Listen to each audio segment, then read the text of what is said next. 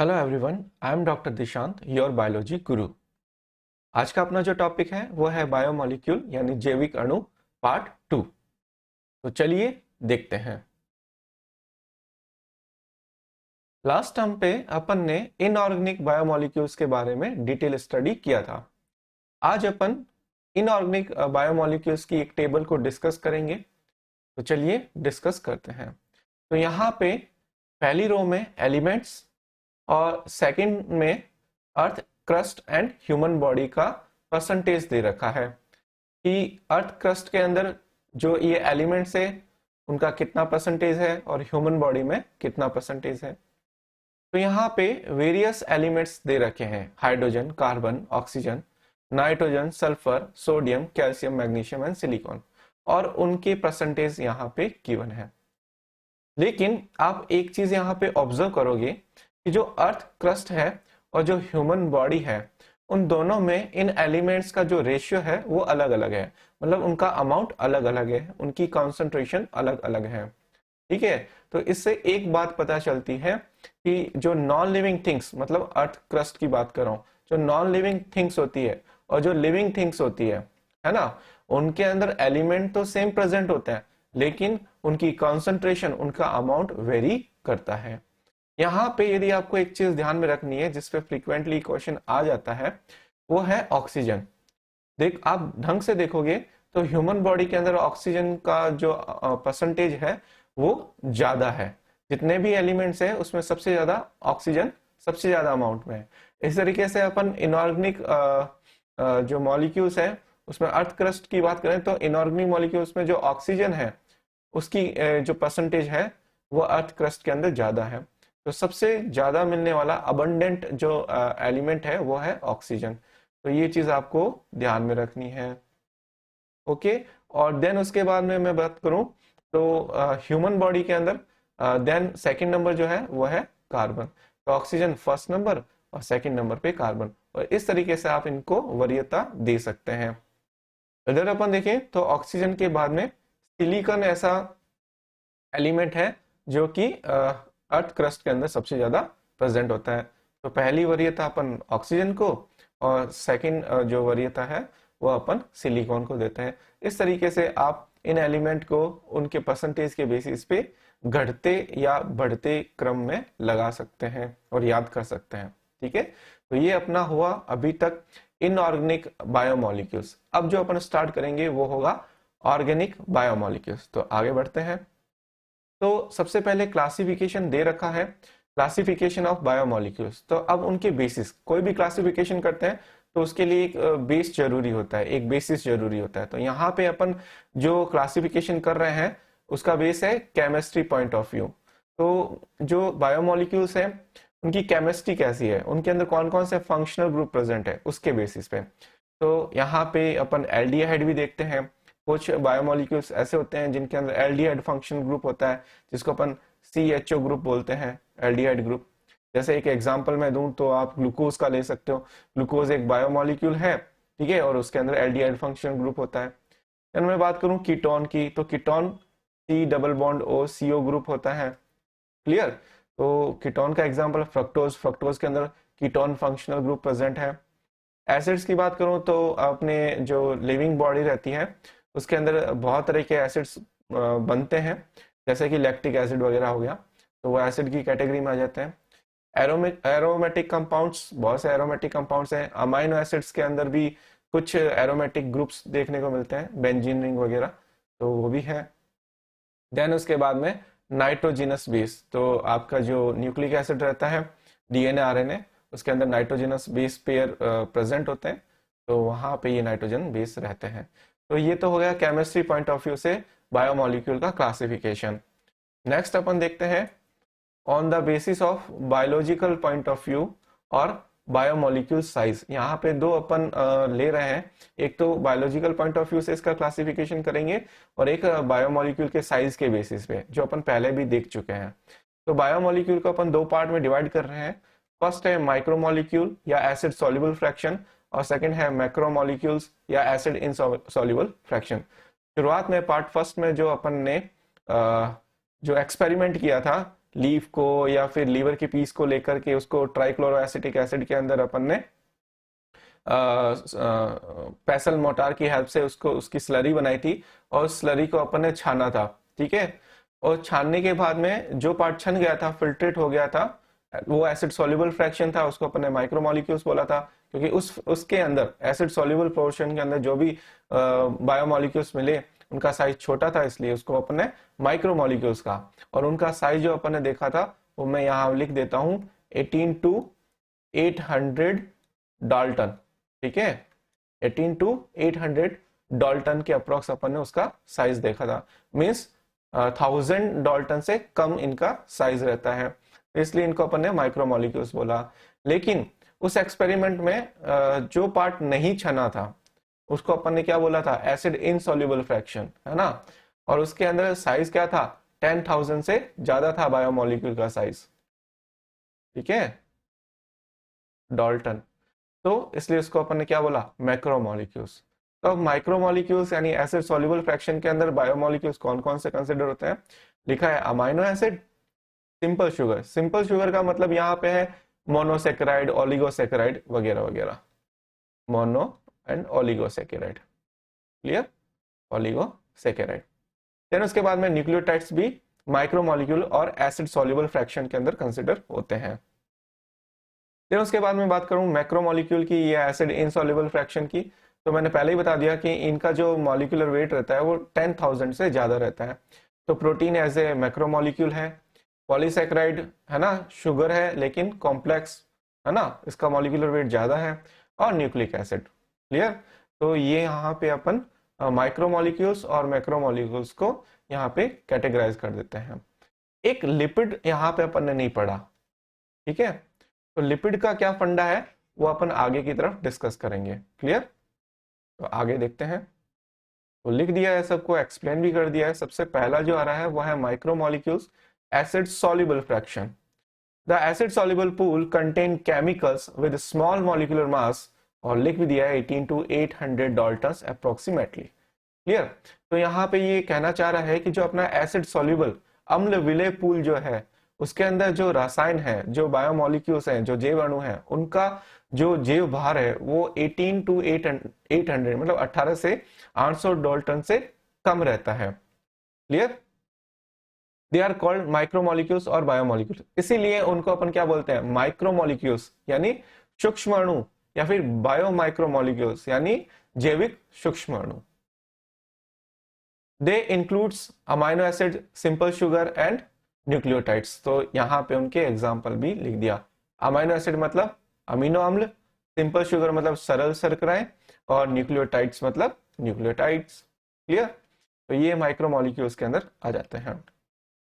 Next अपन बात करते हैं मैक्रोमोलिक्यूल्स की। तो मैक्रोमोलिक्यूल्स में क्या आता है, लिख रखा है the acid insoluble pool contain chemicals with high molecular masses, और उसका बता भी रखा है range more than 10,000 Dalton approximately.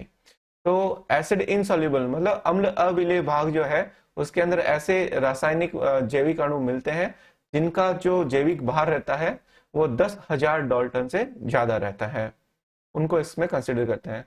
तो दे आर कॉल्ड मैक्रोमोलिक्यूल्स और बायोमैक्रोमोलिक्यूल्स। तो उनको अपन वृहत अणु या जैविक वृहत अणु के नाम से जानते हैं। अब इसके एग्जांपल क्या है, इसके अंदर किसको इंक्लूड किया है, प्रोटीन है ना, मैक्रोमोलिक्यूल है, न्यूक्लिक एसिड यानी न्यूक्लिक अम्ल, एंड पॉलीसेकेराइड। देन उसके बाद में लिपिड।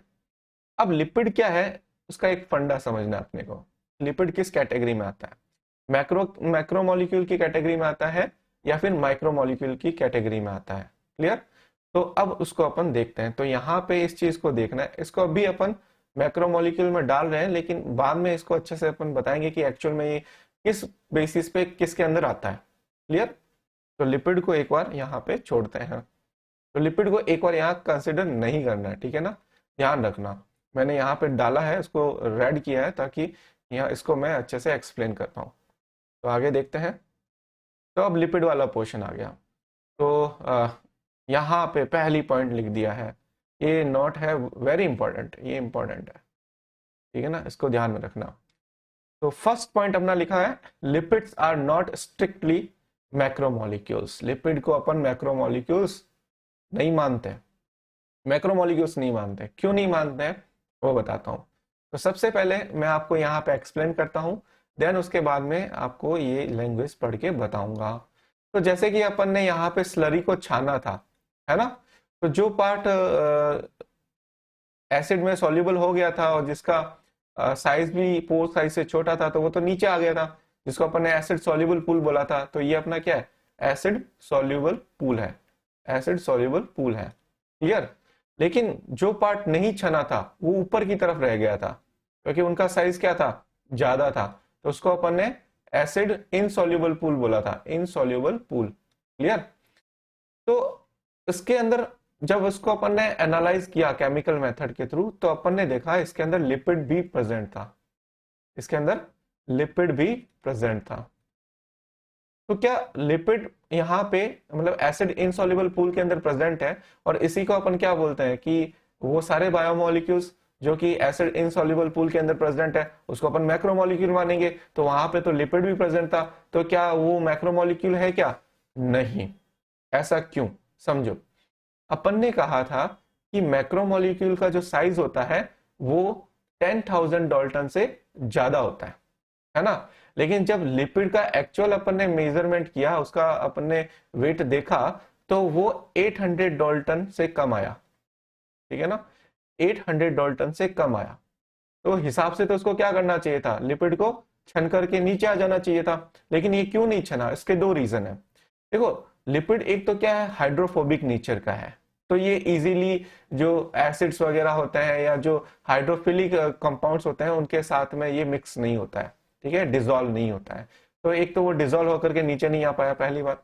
दूसरा, आपने देखा होगा कि जब अपन किसी भी टिश्यू को पेसल मोटार की हेल्प से उसकी चटनी बनाते हैं, उसका काढ़ा बनाते हैं, उसकी स्लरी बनाते हैं, तो वो जो टिश्यू है उसके अंदर सेल्स प्रेजेंट होती है।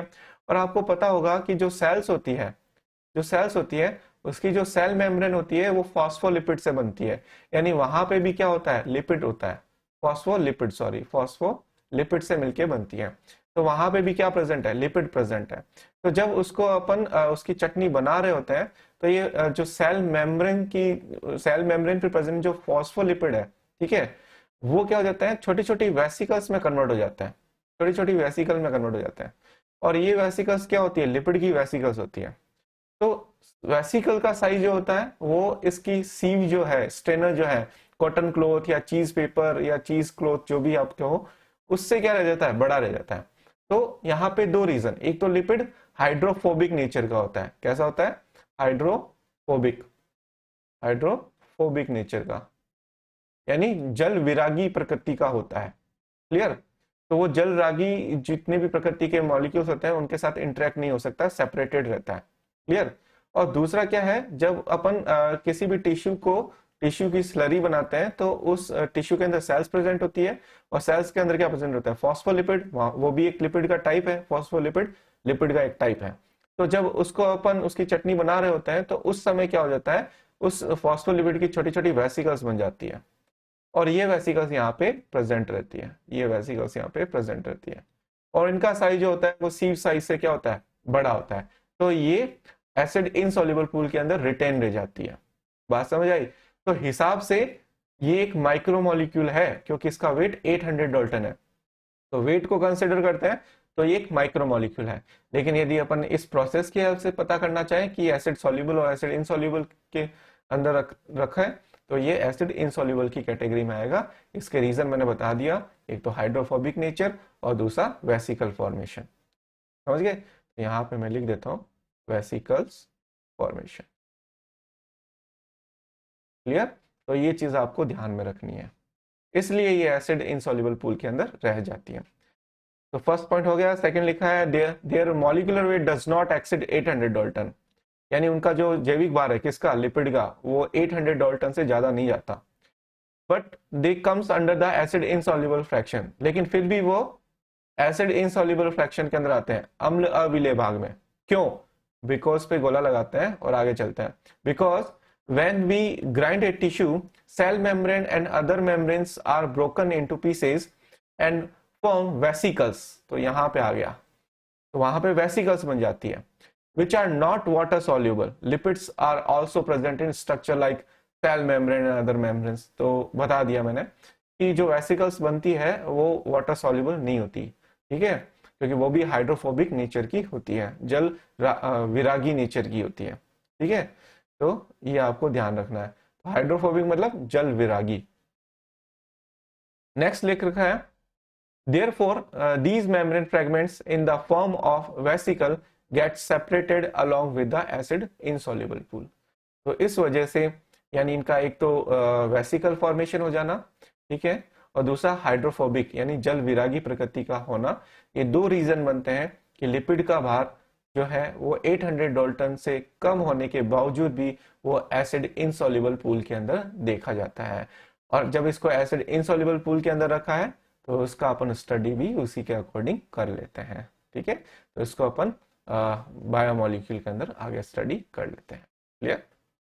नेक्स्ट अपन देखते हैं, अब ये जो टॉपिक है यहाँ से क्वेश्चन आता है, ठीक है, डायरेक्ट क्वेश्चन उठ के आता है। तो एवरेज कंपोजिशन ऑफ सेल, तो ये एक एनसीईआरटी का ही टॉपिक है। तो देखो क्या क्या दे रखा है, एक तरफ कंपोनेंट्स दे रखा है और एक तरफ परसेंटेज दे रखा है, ठीक है। तो एक एवरेज सेल का क्या क्या कंपोजिशन होता है, उसके अंदर कौन कौन सी चीज जो होती है वो कितने परसेंटेज में होती है, चलो देखते हैं। सबसे पहले आता है वाटर 70 to 90%, यानी सबसे ज्यादा जो परसेंटेज रखता है सेल्यूलर मास का वो होता है वाटर, तो 70 to 90%। फिर आता है protein 10 to 15%, carbohydrate 3%, lipid 2%, nucleic acids 5 to 7% and ions 1%। तो इसको कैटेगराइज करो तो फर्स्ट नंबर पे वाटर, सेकंड नंबर पे प्रोटीन, थर्ड नंबर पे न्यूक्लिक एसिड, फोर्थ नंबर पे कार्बोहाइड्रेट, फिफ्थ नंबर पे लिपिड्स और लास्ट में सिक्स नंबर पे आ जाएगा अपना आयंस, ठीक है। तो ये अलग अलग तरीके से जैसे वाटर का देते हैं, कभी कभी ये टेबल दे देते हैं, देन उसके बाद में उसके परसेंटेज पूछ लेते हैं, या कभी डायरेक्ट क्वेश्चन आ जाता है, ठीक है। और कहीं कहीं पे ये ऑर्डर भी पूछ सकते हैं कि इनका ऑर्डर लिखिए, तो आप ऑर्डर भी लिख सकते हो, तो ये बहुत इंपॉर्टेंट टेबल है। नेक्स्ट अपन देखते हैं, आज का अपना जो टॉपिक है वो एक और है जिसको अपन बोलते हैं प्राइमरी एंड सेकेंडरी मेटाबोलाइट्स। तो ये क्या होते हैं, प्राइमरी एंड सेकेंडरी मेटाबोलाइट्स क्या होते हैं, प्राथमिक और द्वितीयक उपापचय। तो वो क्या है, तो आप सबको पता है कि कोई भी लिविंग सिस्टम होता है, उस लिविंग सिस्टम के अंदर मेटाबॉलिक या जिसको अपन बोलते हैं उपापचय, वो क्रियाएं चलती है। कुछ पदार्थ जटिल से सरल पदार्थों में टूटते हैं, तो कुछ सरल पदार्थ मिलकर के जटिल पदार्थ बनाते हैं। मतलब कुछ कॉम्प्लेक्स मॉलिक्यूल सिंपल मॉलिक्यूल्स में ब्रेक डाउन होता है, और कुछ मॉलिक्यूल्स मतलब सिंपल मॉलिक्यूल्स मिल करके कॉम्प्लेक्स मॉलिक्यूल बनाते हैं। तो उसको अपन क्या बोलते हैं, मेटाबॉलिज्म। क्लियर, यानी एनाबॉलिज्म एंड कैटाबॉलिज्म। क्लियर, कैटा से क्या मतलब होता है, catabolism means complex molecule simple molecule में कन्वर्ट होंगे, और एनाबॉलिज्म का मतलब है सिंपल मॉलिक्यूल मिलकर के कॉम्प्लेक्स मॉलिक्यूल बनाएंगे। तो इस तरीके से, तो इसमें यहाँ पे प्राइमरी मेटाबोलाइट्स क्या होते हैं, तो प्राइमरी मेटाबोलाइट्स मेटाबॉलिज्म के दौरान बनने वाले ऐसे ऐसे मेटाबोलाइट्स, ठीक है ना, जिनका कोई पर्टिकुलर फंक्शन होता है और उसका वो फंक्शन उस लिविंग बॉडी के अंदर क्लियर होता है, अपने को पता होता है। तो यहाँ पे पहले इसकी डेफिनेशन पढ़ते हैं, देन उसके बाद में इसको समझते हैं। लिखा है प्राइमरी मेटाबोलाइट्स के बारे में कि primary metabolites those biomolecules which have specific function, उनका कोई ना कोई एक विशिष्ट कार्य होगा, and we have understood their function very clearly, और अपने को उस कार्य के बारे में एकदम स्पष्ट रूप से पता भी होगा, ठीक है। तो मतलब प्राइमरी मेटाबोलाइट्स वो मेटाबोलाइट्स या वो बायोमोलिक्यूल्स होते हैं जिनके कुछ स्पेशल कार्य होते हैं, ठीक है, और उनके कार्य को अपने को पता भी होता है कि किस चीज का क्या कार्य है, ठीक है। नेक्स्ट लिखा है these are required for their basic or primary metabolic processes like photosynthesis, respiration, protein and lipid metabolism। तो इसके अंदर जो मेटाबोलाइट्स यूज आते हैं उनकी क्या रहती है, एक पर्टिकुलर प्राइमरी मेटाबॉलिक एक्टिविटी रहती है ना। वो जैसे प्लांट की बात करूं तो प्लांट के अंदर फोटोसिंथेसिस होता है, प्लांट के अंदर रेस्पिरेशन होता है, ह्यूमन के अंदर भी रेस्पिरेशन होता है ना। इसकी तरह से इसके अलावा जो प्रोटीन और लिपिड मेटाबॉलिज्म है, तो उनमें इनका डायरेक्ट रोल होता है, कोई ना कोई रोल होता है। एग्जाम्पल दे रखा है जैसे protein, amino acid, carbohydrate, fat, nucleic acid, chlorophyll etcetera. अब इसको समझो, इसको नॉर्मल लैंग्वेज में समझो कि प्राइमरी मेटाबोलाइट्स क्या होते हैं। इसको मैं एक एग्जाम्पल से समझाता हूँ, एग्जाम्पल से समझते हैं, ठीक है। तो मैंने बोला कि प्राइमरी मेटाबोलाइट्स वो बायोमोलिक्यूल्स होते हैं जिनका कोई स्पेसिफिक वर्क होता है और उसका वर्क भी अपने को क्लियर होता है कि वो उसका फंक्शन क्या होगा, अपने को पता होता है, ठीक है ना। और उसकी वजह से जो उस लिविंग सिस्टम के अंदर वो जो बायोमोलिक्यूल यानी प्राइमरी मेटाबोलाइट्स प्रेजेंट है वो उसका फंक्शन पता रहता है उस लिविंग सिस्टम के अंदर, और वो उसकी फिजियोलॉजी में भी हेल्प करता है। जैसे उसके फोटोसिंथेसिस में, रेस्पिरेशन में, प्लांट की बात करूं तो, एनिमल और की बात करूं तो मतलब protein metabolism, lipid metabolism, respiration और बहुत से जो भी प्रोसेस है उसके अंदर उसका डायरेक्ट रोल होता है। तो मैं एक एग्जांपल के थ्रू बताता हूं कि प्राइमरी मेटाबोलाइट्स क्या होते हैं। तो मैं पहला एक एग्जांपल लेता हूं प्राइमरी मेटाबोलाइट्स का, वो है हीमोग्लोबिन। हीमोग्लोबिन, आप सबको पता है कि हीमोग्लोबिन जो है वो एक बायोमोलिक्यूल है। वो क्या है? एक बायोमोलिक्यूल है। क्यों है? क्योंकि हीमोग्लोबिन जो है उसके अंदर ग्लोबिन पोर्शन होता है ना, जो कि प्रोटीन पोर्शन है। तो प्रोटीन क्या है? एक बायोमोलिक्यूल है। तो हीमोग्लोबिन भी क्या है? एक स्पेशल टाइप की प्रोटीन है। क्लियर? अब हीमोग्लोबिन का फंक्शन अपने को पता है कि एनिमल बॉडी या ह्यूमन बॉडी के अंदर हीमोग्लोबिन का फंक्शन क्या होता है। ये जनरली गैसेस एक्सचेंज में गैसेस को कैरी करता है, ठीक है ना। तो गैसेस होती है उनको कैरी करता है, ये ब्लड के अंदर करता है ना, आरबीसी के अंदर प्रेजेंट होता है, ऑक्सीजन और CO2 के ट्रांसपोर्टेशन में हेल्प करता है। तो हीमोग्लोबिन क्या हुआ? एक प्राइमरी मेटाबोलाइट्स हुआ, और इसका अपने को फंक्शन भी क्लियर है कि ये गैसेस एक्सचेंज में हेल्प करता है, गैसेस ट्रांसपोर्टेशन में हेल्प करता है, ऑक्सीजन और CO2 को लाने और ले जाने का काम करता है। यानी इसकी बॉडी की फिजियोलॉजी में कोई ना कोई एक पर्टिकुलर रोल है और इसका एक पर्टिकुलर फंक्शन है। तो अपने को क्लियर है ना इसका फंक्शन, इसलिए हीमोग्लोबिन क्या हो गया? एक प्राइमरी मेटाबोलाइट्स हो गया। इसी तरीके से आप बहुत सारे एग्जांपल ले सकते हो। तो ऐसे बायोमोलिक्यूल्स या ऐसे मेटाबोलाइट्स जो कि मेटाबॉलिज्म जो एक्टिविटी होती है उसमें पार्टिसिपेट करते हैं, उनका एक पर्टिकुलर फंक्शन होता है जो अपने को पता होता है, अपने को क्लियर होता है। क्लियर? नेक्स्ट अपन देखते हैं सेकेंडरी मेटाबोलाइट्स। तो मैं जनरल लैंग्वेज में बताऊं तो प्राइमरी मेटाबोलाइट्स की तो अपने को फंक्शन पता होते थे, लेकिन सेकेंडरी मेटाबोलाइट्स वो मेटाबोलाइट्स होते हैं यानी मेटाबॉलिज्म से बने या मेटाबॉलिज्म में यूज आने वाले ऐसे मतलब मॉलिक्यूल्स होते हैं, बायोमॉलिक्यूल्स होते हैं जिनका अपने को फंक्शन क्लियरली पता ही नहीं है कि वो बन जाते हैं, वो एज ए वेस्ट बनते हैं या फिर एज ए साइड प्रोडक्ट बनते हैं, लेकिन वो बनते हैं लेकिन उनका उस लिविंग सिस्टम के अंदर जिसके अंदर वो बन रहे हैं उसका कोई क्लियर फंक्शन पता ही नहीं होता है। समझ गए? तो यहाँ पे लिखा हुआ है secondary metabolites are those substances which are produced by living organism but till date we have not very clear about their specific function। यानी सेकेंडरी मेटाबोलाइट्स, द्वितीयक उपापचय, वो पदार्थ होते हैं जिनका जो लिविंग ऑर्गेनिज्म यानी सजीव के अंदर उत्पन्न तो होते हैं लेकिन अभी तक उनका कोई फंक्शन, उनका अभी तक कोई विशिष्ट कार्य अपने को पता नहीं है। ठीक है? नेक्स्ट लिखा है which are not involve in primary metabolism, वो प्राइमरी मेटाबॉलिज्म में इन्वॉल्व नहीं होते हैं। ठीक है? And seem to have no direct function in growth and development of organism. तो ये एनसीईआरटी की लाइन है कि इनका प्राइमरी मेटाबॉलिज्म में कोई डायरेक्ट रोल नहीं होता और ग्रोथ में या ऑर्गेनिज्म के डेवलपमेंट में भी इसका कोई रोल नहीं होता। कहने का मतलब है कि ये डायरेक्टली या इनडायरेक्टली भी जो लिविंग सिस्टम है, चाहे एनिमल की बात करें, चाहे प्लांट की बात करें, चाहे ह्यूमन की बात करें, उसके अंदर कोई इसका कोई पर्टिकुलर फंक्शन नहीं होता और कुछ नॉन फंक्शन नहीं होता है। ठीक है? बस ये बन जाता है। जैसे कि morphine, caffeine, codeine, nicotine, rubber, drug, spices, scents and pigments.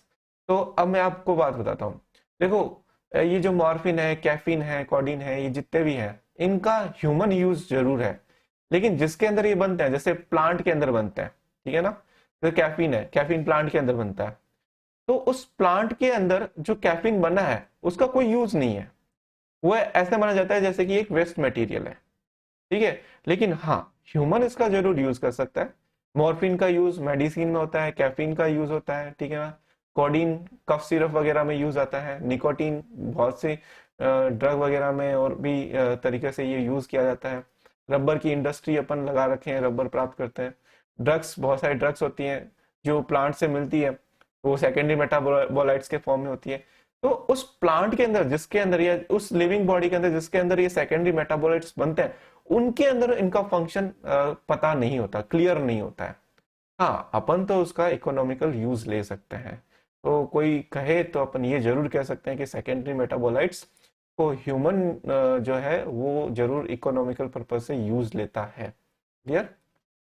लेकिन जिसके अंदर ये बनते हैं उसके अंदर इसका कोई फंक्शन पता नहीं कि क्यों बनते हैं। तो ऐसा मान के चलते हैं ये एक वेस्ट प्रोडक्ट के फॉर्म में या फिर एक साइड प्रोडक्ट के फॉर्म में बनते हैं। तो ये हो गया सेकेंडरी मेटाबोलाइट्स। अब कुछ एनसीईआरटी के अंदर सेकेंडरी मेटाबोलाइट्स की लिस्ट दे रखी है, ये भी बहुत इंपॉर्टेंट है, इस टेबल को भूलना मत। एक तरफ देख रहा पिगमेंट्स, पिगमेंट्स में किन किन पिगमेंट्स को कंसिडर किया है, कैरोटीनॉइड्स एंड एंथोसाइनिन। एल्केलॉइड्स के अंदर मॉर्फिन एंड कोडीन एल्केलॉइड्स हैं। टर्पिनोइड्स के अंदर मोनोटर्पीन्स एंड डाइटर्पीन्स को कंसिडर किया है। एसेंशियल ऑयल के अंदर लेमन ग्रास ऑयल। टॉक्सिन के अंदर एब्रिन एंड रिसिन। लैक्टीन्स के अंदर कॉन्केवेलिन ए। ड्रग के अंदर विनब्लास्टिन एंड विनक्रिस्टिन, और देन उसके बाद कुरकुमिन। ठीक है, ये कैंसर में यूज आती है। विनब्लास्टिन विनक्रिस्टिन जो होती है वो कैंसर के ट्रीटमेंट में हेल्प करती है। And polymeric substances like rubber, gum, cellulose. तो ये कुछ सेकेंडरी मेटाबोलाइट्स की लिस्ट है, और यहां से क्वेश्चन भी आते हैं, आए हुए हैं और आपको मिलेंगे भी। इसे हाय हेलो आपकी 100% होगी, तो इनको अच्छे से याद कर लेना। ठीक है, एक छोटा सा नोट दे रखा है, some secondary metabolites have ecological importance. तो मैंने पहले भी बताया था कि जिस लिविंग बॉडी के अंदर सेकेंडरी मेटाबोलाइट्स बनते हैं उनका कुछ पता नहीं है, लेकिन कुछ ऐसे ऑर्गेनिज्म हैं जो कि कुछ सेकेंडरी मेटाबोलाइट्स बनाते हैं और उसका इकोलॉजिकल इंपॉर्टेंस है। यानी अपना जो एनवायरनमेंट है, अपना जो इकोलॉजिकल एनवायरनमेंट है, उसके अंदर उसका काफी यूज हो सकता है। तो उसका एक एग्जाम्पल यहाँ पे दिया है, तो ध्यान में रखना। लिखा है some cyanobacterial secondary metabolites exhibit toxic effect on living organisms. A diverse range of these cynotoxins may have ecological roles as herbicides and insecticides. Yes. अब ये क्या कहना चाह रहा है कि ये बता रहा है कि कुछ ऐसे ऑर्गेनिज्म है जैसे कि साइनोबैक्टीरिया, वो कुछ सेकेंडरी मेटाबोलाइट्स प्रोड्यूस करते हैं जिसको अपन क्या बोलते हैं, साइनोटॉक्सिन्स। क्यों बोलते हैं? क्योंकि ये लिविंग ऑर्गेनिज्म के लिए क्या होता है, टॉक्सिक होता है। ठीक है, तो इसका यूज क्या करता है, तो ये जब साइनोटॉक्सिन रिलीज होते हैं तो ये जो इंसेक्ट होते हैं और ये जो हर्ब्स होती है जो कि अनडिजायरेबल होती है, ठीक है ना, उसको किल करने में हेल्प करते हैं। तो ये इकोलॉजिकल इंपॉर्टेंस रखता है। इकोलॉजिकल इंपॉर्टेंस मतलब क्या है कि मान लो पेस्ट ज्यादा हो गया, यानी इंसेक्ट ज्यादा हो गए या वीड उग गई है ना, तो उनको किल करने में ये हेल्प करता है क्योंकि इसका नेचर है, ये टॉक्सिन है एक तरह का। ठीक है, तो एज ए पेस्टिसाइड यूं कह सकते हैं ये बायोलॉजिकल कंट्रोल करता है, बायोलॉजिकल कंट्रोल, बायोलॉजिकल कंट्रोल। ठीक है, बायोलॉजिकल कंट्रोल करने की वजह से इसका इकोलॉजिकल इंपॉर्टेंस है। क्यों? क्योंकि मान लो कोई इंसेक्ट है, वो मान लो वहां के एरिया की जो भी क्रॉप्स वगैरह उनको नुकसान पहुंचा रहा है, तो ये साइनोटॉक्सिन उन इंसेक्ट को मार देगा। क्लियर, तो वो क्रॉप वहां पे बच जाएगी। तो हुआ ना बायोलॉजिकल कंट्रोल, है ना, पेस्ट कंट्रोल हो गया, किसकी हेल्प से, बायोलॉजिकल एजेंट की हेल्प से। क्लियर, इसकी तरह से बहुत से हर्ब्स होते हैं जो अनडिजायरेबल होती है, तो उनको भी अपन क्या कर सकते हैं, इस साइनोटॉक्सिन की हेल्प से रिमूव कर सकते हैं। तो यहाँ पे ये एग्जाम्पल जो है वो इकोलॉजिकल इंपॉर्टेंस शो करता है सेकेंडरी मेटाबोलाइट्स का। क्लियर, तो ये जो है वो अपना secondary metabolites and primary metabolites वाला टॉपिक कंप्लीट होता है। नेक्स्ट अपन नेक्स्ट लेक्चर में देखेंगे। Thank you so much.